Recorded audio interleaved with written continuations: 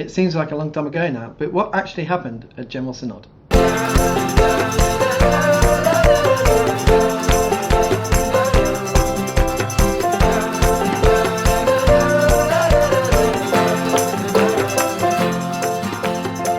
Hi, welcome to the channel. My name is Rev Dan. I'm a vicar in the Church of England. On this channel you get all my views as a parish priest on the latest Christian news happening in the world today. Subscribe to the channel, like the video, share it, comment down below, and don't forget to hit that notification bell.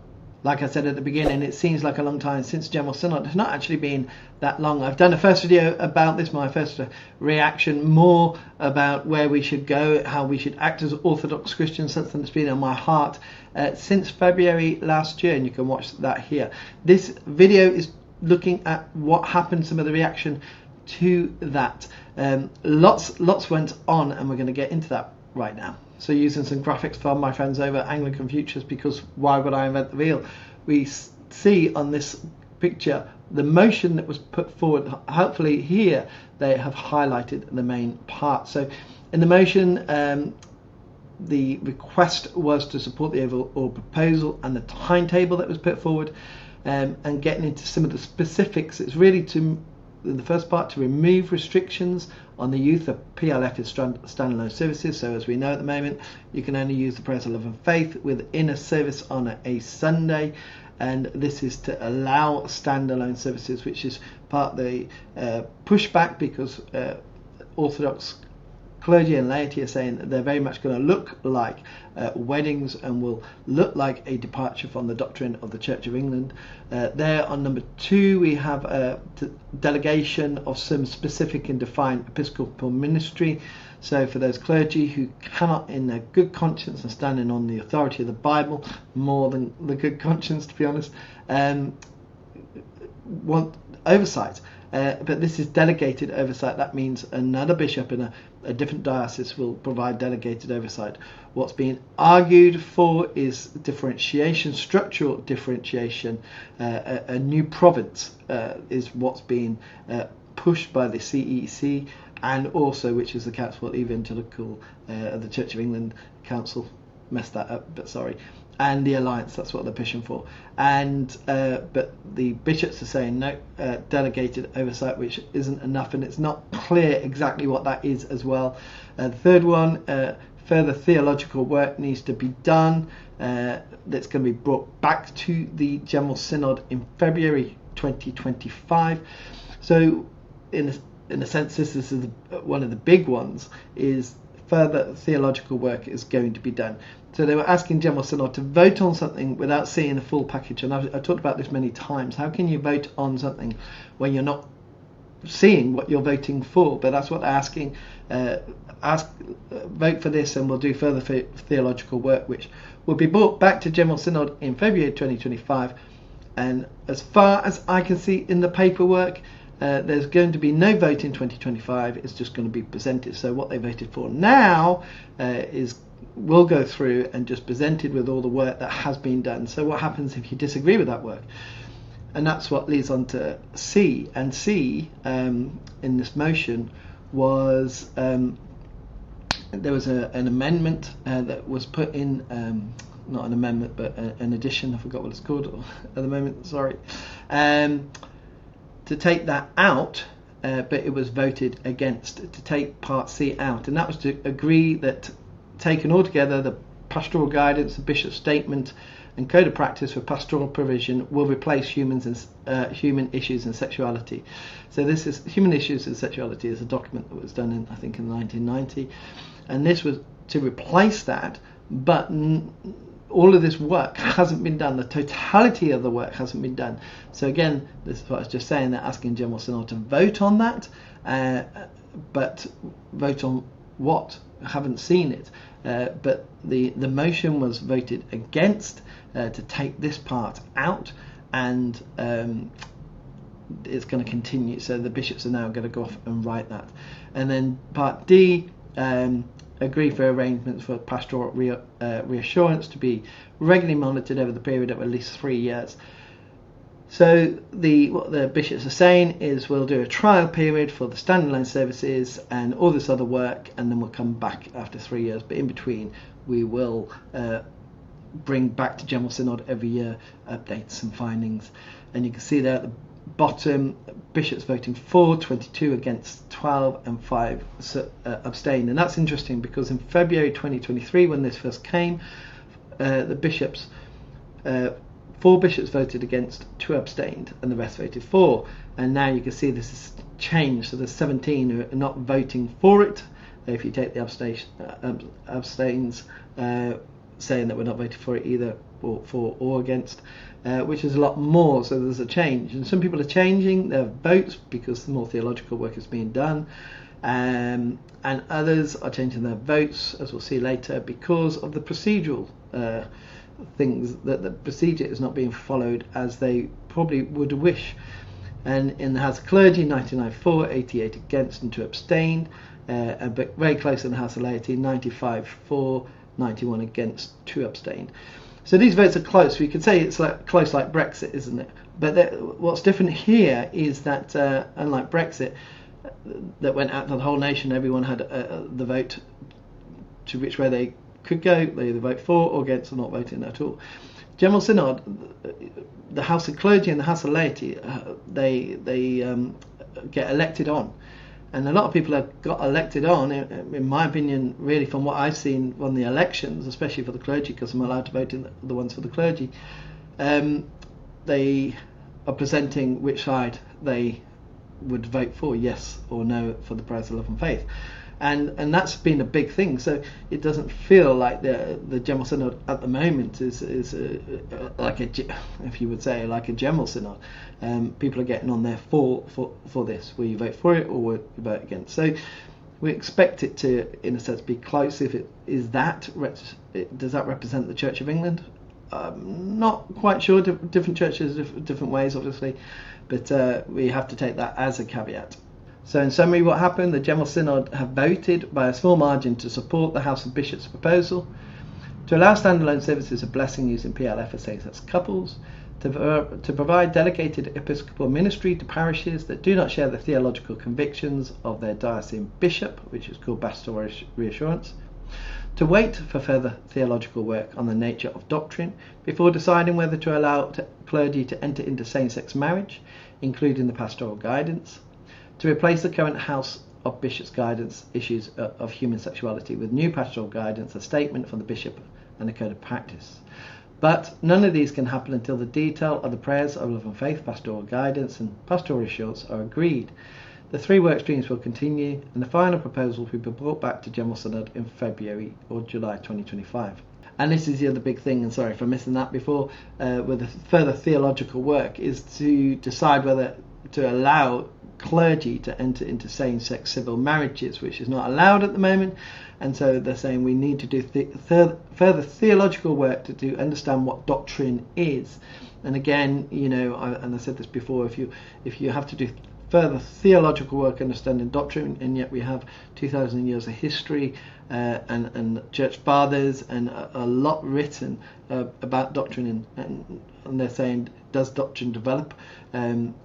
You know, we're now saying as the Church of England, we're going to look at doctrine. It's quite interesting if our doctrine changes on this. Does that mean the rest of the denominations in the world got it wrong? Or are we right?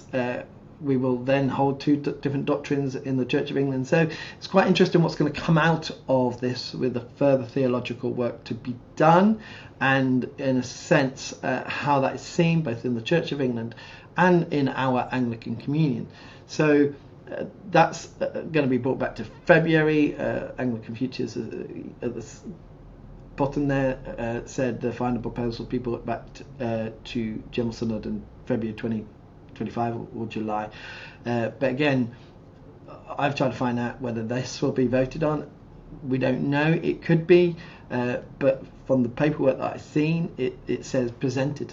So regarding the prayers of love and faith, they say the prayers and love and faith resources have already been commended by the House of Bishops to use in regular worship services. It is not expected that there will be much change to the prayers themselves, but the extent to which the standalone services shouldn't have the appearance of a wedding, still needs to be worked through. And that's the thing, you know.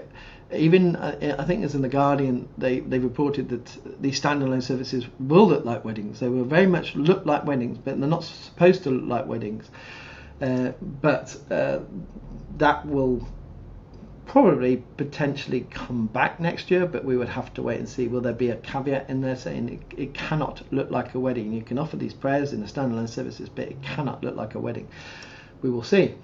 Pastoral reassurance. The House of Bishops have rejected transfer episcopal oversight, but have offered the delegation of some specific and defined episcopal ministry, which may be quite like the offer to those who cannot in conscience accept the episcopal ministry of women. This may be arranged within the diocese or regionally. The CEEC and the Alliance have said this is not sufficient and have suggested further talks. And that's what I said before. The CEEC and the Alliance are saying no, this is not good enough. We need structural differentiation. We need a new province. We need to say that we are not in communion with the rest of the Church of England. This is doctrine. We can't hold to two different communions. Even if we had delegated episcopal oversight, we still have our bishop, and if we're theologically different on this, they are still our bishop, even though we've got different delegated episcopal oversight. And so the next few months will be quite interesting as the Alliance and CEC will sit down and talk with the Church of England and say, well, the House of Bishops, what are you going to do? Remember, the Alliance have already said, if you do not give us structural differentiation, we will set up a de facto province ourselves. What that looks like, we're still waiting to hear, and obviously I think they're not going to lay all their cards on the table at the moment because they're still in these negotiations, but they're doing having these two conversations at the same time. So they're speaking to the House of Bishops, but they're still going along and getting everything ready to set up a de facto province. The Pastoral Guidance. The first two parts of Pastoral Guidance have been published, covering how the prayers should be used and ways to manage disagreement. The most controversial third part has yet to be written, as this is concerned with clergy conduct in relation with LLF. Namely, should clergy be able to enter same-sex civil marriages? Namely, should clergy be able to enter into civil same-sex marriages?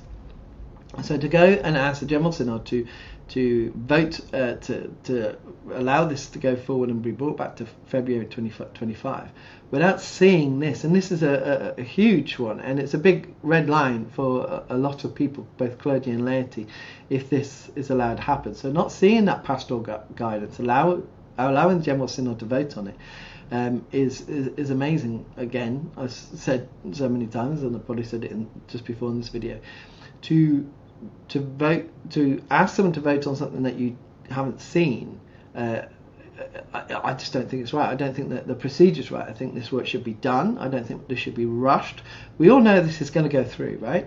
We know this is going to go through, but let's do it properly, and let's get all the paperwork, bring it to have a proper debate on it, to get any amendments in there that might change and find a way forward, if there is a way forward, and but to do it that way, not to say vote on this and we'll write it and we'll bring it back for a presentation next year. It just doesn't seem right. Anyway, we all know that as we've seen in the results, the General Synod have voted on all three houses for this, and now we just sit here waiting to see what's going to be written. So I kept referring to what was going to be brought back to General Synod and saying it's going to be presented. And so the next slide is from the papers that was presented to General Synod, and you can see here that in February to July 2025, it updates at General Synod on overall shape, detail of Bishop Statement, COP and timetable. Final PLF guidance as easy to access material and support for handling conversations. So you can see there it says updates. It doesn't say vote or anything like that. So what I can see at the moment, and this is what was in the paper, is that it's just an update. It's not bringing it back to be debated or voted on. So all of this that they voted through, it's just right now, as I understand it, unless anything changes, is just going to be updated at General Synod. So outside all of that, what happened at General Synod? Well, there was different parts. There was time for questions. That's where before General Synod meets, people can write questions, and at General Synod they can ask follow-up questions. There was a presentation during one of the evenings, and then there was the debate on the Monday afternoon. And Ian Poole, who is a vicar and also is on General Synod, on his blog has written about what's happened, and I'm going to pull some of those things out. By the way, all the links to these things are down below. So also, before all of this, the very first item of business for General Synod was talk about trust, which was quite interesting because it's an important thing to talk about, obviously, but there is a lack of trust, and it's been said at General Synod with the House of Bishops and the way it's conducted itself over the time of the Living and Lovers Faith process is not showing them legal work when they've been asked. It's been quite contentious, and so it's also felt that the House of Bishops will always, because there are more liberal leaning bishops than traditional leaning bishops, vote against any amendments or any motions put forward that come from Orthodox, and because it's like a veto, because they've just got the numbers, and so there seems like a power imbalance, and that's been brought up. So it was interesting. There was talk about trust, and that's very much, when you read Ian Paul's article, what he is basing his article around as well. But he says about General Synod and the things that went on, he says the formal proposals before us included the introduction of standalone services of blessing of same-sex relationships. It was claimed that this had emerged from the meetings of the discussion groups convened in Leicester in May, but the paper summarising those discussions for the bishops was not shown to the participants, raising suspicions that something was afoot. In answer to questions, it was claimed that this was an oversight. Yet when I asked Martin Snow, who's the lead bishop for LLF, why the paper cannot be published, he said, "I do not see the need." So there was a paper summarising the discussion from the Leicester meetings, where they got 3 stream groups who were working on LLF together to meet for the weekend and talk about all this. And I've done another video on that because a group of Orthodox have written and said basically what we have said and put forward, well, a lot of what's said has not come into what was taken to General Synod in the motion. You can watch that video here. But what's come out of this as well, that paper summarising was shown to the bishops but not to the participants, raising questions of something as afoot, and obviously there is.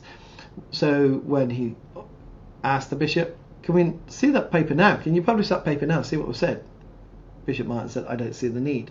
So again, in the light of the trust talk, Ian Paul, like, where's the trust here? If you're saying it's an oversight, that the paper wasn't shown, let's just see it now. I don't see the need. So going on in the article, he writes, this proposal has been made despite the strong hints from previous legal advice that this would not be possible without a change of doctrine, which is GS 2328, presented in November 2328, included in Annex A, paragraph 17, the comment that it would be difficult to say that making the PLF available for same-sex couples without there being an assumption as to their sexual relationships was not indicative of any departure from the Church's doctrine.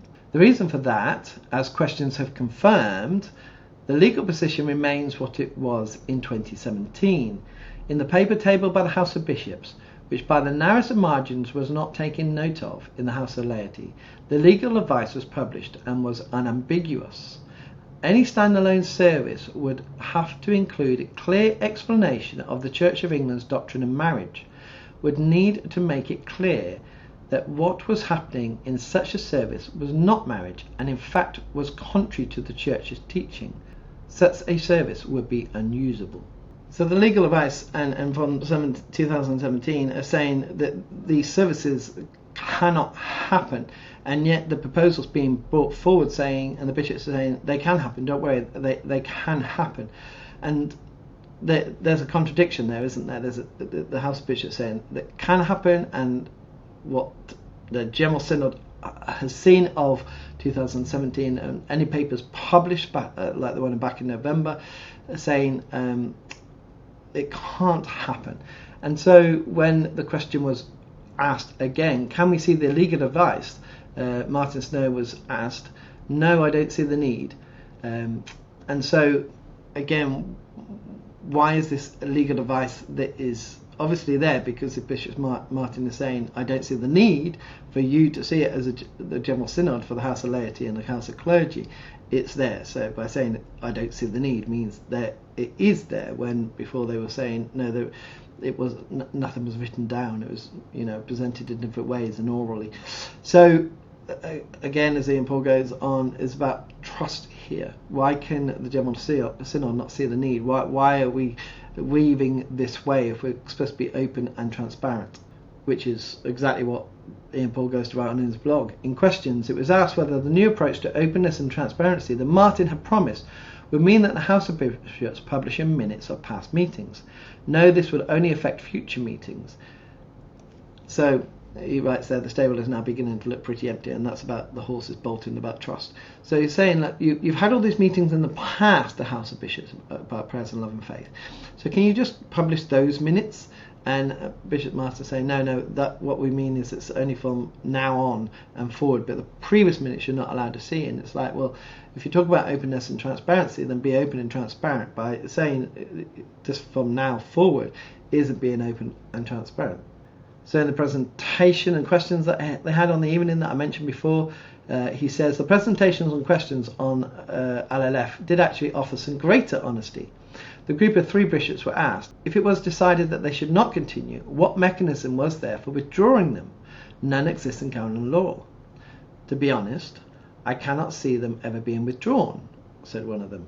So now we know this trial would actually be a permanent change. So this trial, they say 3 years, and then we'll review it at the end. There's no mechanism in canon law to get rid of them. If it's decided the General Synod said, no, we don't want these anymore, there's no mechanism to withdraw them. So they're here to stay. They are here to stay. So again, they've been commended by the House of Bishops. The General Synod just voted on this motion. I don't think there's going to be another vote next year. There could be, but if this continues, that's it now. These prayers, let's say, as of, in my understanding of this General Synod with this vote, they're going to come in for a trial period of 3 years, but there's no mechanism to take them back, so they're here to stay. And Sam Chorley, Bishop Stockport, helpfully added further clarity. If clergy are blessing a relationship, then there is a theological gap to be closed. If they are blessing something that they themselves cannot enjoy. In other words, you cannot sustainably offer standalone blessings without then allowing clergy to enter same-sex sexual relationships with the blessing of the Church of England. At last we have some clarity. But what happened to the emphatic claims made in February 2023 that any prayer was not blessing the relationship but only the people? And this is right. So if you've got clergy who are same-sex attracted and they have a couple come to their church for same-sex blessing over the marriage in a standalone service, and the Church of England is not allowing them to enter into a same-sex marriage, but here he used the word sexual, and in all the paperwork it says we're not assuming that anyone's having sex or not asking those questions, because that would enter into more doctrinal issues if we knew people are having sex. So they say we're not going to ask that question or assume anything. But what he's saying is, if you've got same-sex clergy who is blessing those people, and then they're not allowed to be allowed to enter into a same-sex civil marriage, which is what's being blessed, well, it's actually what Ian Paul said. You weren't blessing the relationship before in February. They were blessing the people. It wasn't about the same-sex marriage. So now it starts coming, this is the development of it. And we all know where this is heading, because there's people out there, and now bishops who are openly saying, we want same-sex marriage, and this is the first stepping stone. So it's gone from blessing same-sex couples to actually talk about same-sex sexual relationships for clergy, because it's not fair for them to do a blessing if that couple in front of them is in a sexual relationship. Not that they would be asked, but they're not allowed to as well. And that's a theological gap, he's saying, that needs to be closed. It needs to be closed. It needs to be dealt with one way or another. So we see the trajectory of where this is going. All this provoked Michael Beasley, the normally calm and reasonable Bishop of Bath and Wells, to ask Martin, when did we as a house ever discuss whether standalone services would not be indicative of a change of doctrine? I understand that he also asked this of his fellow bishops by message, but answer came there none. So nobody answered this really important question. And I think Michael Beasley voted back in February 2023 for the prayers of love and faith. And now, with this process going on, this is why some of the bishops have changed their vote to voting against. And herein lies the problem. You know, it's not just whether this is a change in doctrine with the same-sex blessings and standalone services, but the introduction of perhaps clergy being able to enter into same-sex civil marriage, which, as we just heard, with the word sexual being used, saying, you know, well, if they're blessed couples who are in a sexual relationship, then that they should be allowed as well. But also the procedure which is going through, and the bishop, Michael Beasley, as well, stood up later in the debate and was talking about the process. You know, how can we truly vote on something which we have not yet seen? The procedural duties of the General Synod should not be allowed to let this happen. That the bishops can come and present something without giving them all of the papers and say, look, we're going to go off and write all of this stuff. Now, I'm not saying the House of Bishops are going to be underhanded in this in any way, and I'm sure that they want to give as much pastoral provision for those who hold an orthodox view on this, but they'll only can go so far.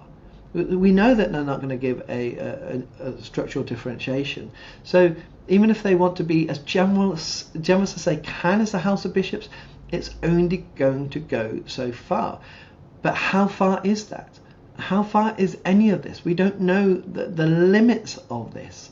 We know that from the questions that are being asked, that once the prayers of love and faith and standalone services are happening, there's no provision to retract them. And so this is just the direction that it's going.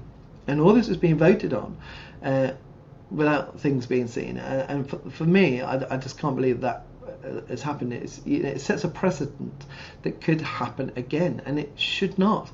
We elect the clergy and laity to the General Synod to represent us, to take their role seriously, not just to get things through because that's their personal choice. They are representing those who have sent them there, and they should be saying in all good conscience whether they want prayers of love and faith or not, and it is the ones who really want prayers of love and faith that should be doing this, and their due diligence, saying we cannot vote for this yet because we have not seen all of the documentation to vote this through. Well, you know, I've gone on it probably too much about this, but you know my feelings. But that's where we are. But there has been reaction to this, and strong reaction. So definitely subscribe to the channel. Definitely hit that notification bell, because as soon as those videos come out, then you'll hear about them.